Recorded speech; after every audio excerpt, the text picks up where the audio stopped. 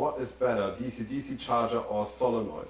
That is really hard to answer because it really depends on what you want to do.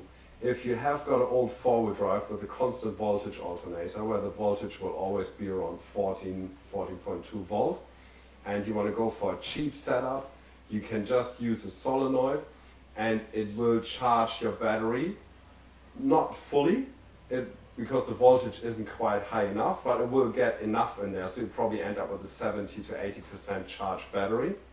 You can use an AGM battery, you can use a flooded lead acid battery for that, and it will run a fridge, and it will be a system that will be okay. If you just stay overnight, you want to leave the fridge running overnight, that is fine.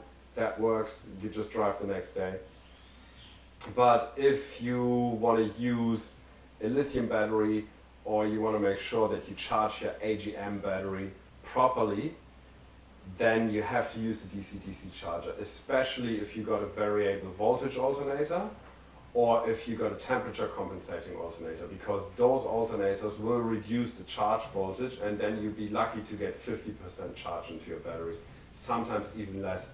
And that will then lead to premature death of the batteries.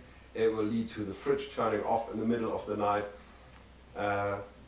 If you are in those scenarios, you do need a DC-DC charger. If you have got a constant voltage alternator, you can get away with a solenoid.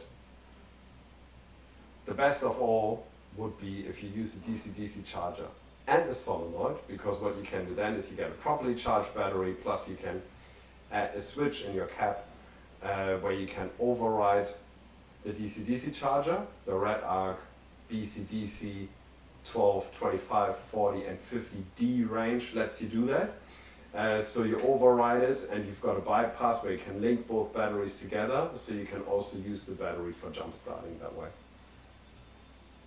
And you can also use it in case your alternator fails and you want to drive with the charge out of those two batteries. You link the batteries and then you got twice the range.